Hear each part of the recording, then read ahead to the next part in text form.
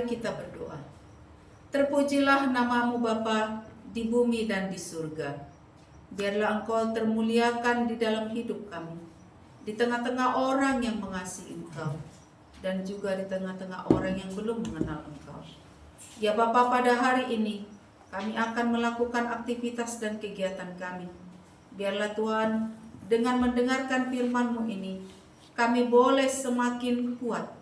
Dan biarlah kami juga mengingat bahwa kami perlu memberikan waktu istirahat di dalam melakukan aktivitas kami, di mana Tuhan itu adalah untuk merenungkan segala yang telah kami lakukan. Karena Engkau juga Tuhan menciptakan segala yang ada di bumi di dalam 6 hari, dan pada hari ke-7 Engkau beristirahat. Biarlah kami juga memberikan tubuh kami untuk bisa mendengarkan firman-Mu, dan itu membuat kami semakin mengenal dan memahami Engkau. Di dalam nama Yesus Kristus, biarlah kami Engkau izinkan mendengarkan firman-Mu. Amin. Shalom. Selamat pagi saudara yang dikasihi Tuhan Yesus Kristus. Sebelum kita memulai aktivitas kita hari ini, marilah kita mendengarkan sapaan Tuhan melalui firman-Nya pada hari ini, Kamis 12 Desember 2024, yang tertulis di dalam Kejadian 2 ayat 3. Beginilah firman Tuhan. Lalu Allah memberkati hari ke-7 itu dan menguduskannya, karena pada hari itulah Ia berhenti dari segala pekerjaan penciptaan yang telah dibuatnya itu. Dungi di pasu-pasu debatama ari papi tuhoni, jala di parbadiai, ala nama radian ibana disi, sianasa jadi-jadianna, natinopa ni debata lao pasuton. Demikianlah firman Tuhan. Topik Allah memberkati hari ke-7.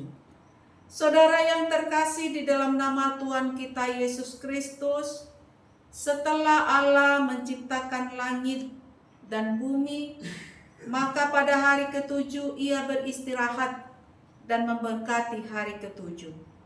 Tuhan berhenti dan memberkati serta menguduskan hari ke-7. Ada 7 hari dalam seminggu, tetapi ada 1 hari, yaitu hari yang ke-7, yang diberkati oleh Tuhan. Kita tahu bahwa Tuhan memberkati manusia. Tuhan memberkati bangsa Israel. Kita mengerti itu. Dengan pengertian yang sama pula, kita bisa membayangkan bahwa Tuhan memberkati hari ke-7. Dia mengucapkan berkat atas hari ke-7. Kita bisa mengatakan, diberkatilah hari ke-7. Kita bisa beranggapan bahwa semua hari memiliki berkat Tuhan. Tetapi kalau itu betul, maka hari ke-7 memiliki semua berkat itu dan beberapa berkat istimewa lainnya. Saudara yang terkasih dalam nama Tuhan kita Yesus Kristus, hari ke-7 sudah diberkati, tinggal pilihannya kepada kita. Apakah kita mau terserap ke dalam berkat tersebut atau tidak? Kalau kita menghormati hari ke-7, maka berkat yang sudah diucapkan Tuhan atas hari ke-7 akan mengena kepada diri kita masing-masing. Tuhan berhenti pada hari ke-7 dan menciptakan Sabat bukanlah karena hukum Taurat. Tuhan sudah mempraktikkan Sabat, sebab Sabat tersebut bahkan pada awal dunia ini diciptakan. Manusia belum mengenali dirinya sendiri, tetapi Tuhan sudah memberlakukan hukum Sabat kepada dirinya.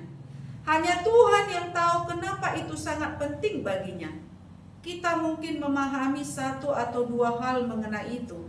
Tetapi saat pertama kali Tuhan memberkati dan menuduskan hari Sabat, kita tidak tahu persis kenapa itu sangat penting.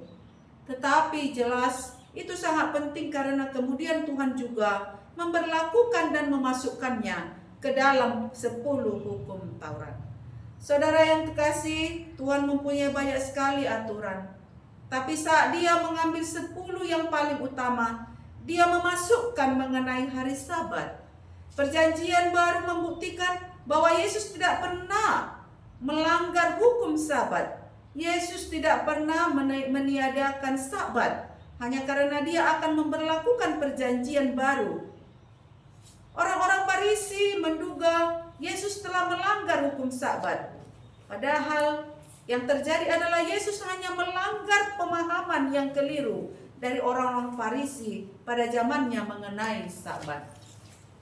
Saudara-saudara, pada pemahaman iman Kristen saat ini, Sabat itu dipahami menjadi minggu.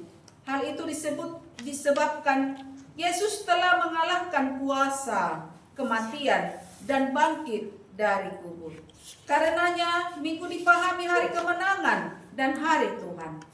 Itulah sebabnya untuk umat Kristen tidak beribadah lagi pada hari Sabat, tetapi pada hari Minggu. Karena itu saudara yang terkasih, marilah kita menghargai pengudusan Allah atas hari Sabat atau hari Minggu untuk kita gunakan memuji dan beribadah kepadanya. Demikianlah sapaan firman Tuhan untuk kita hari ini. Tuhan menyertai segala aktivitas kita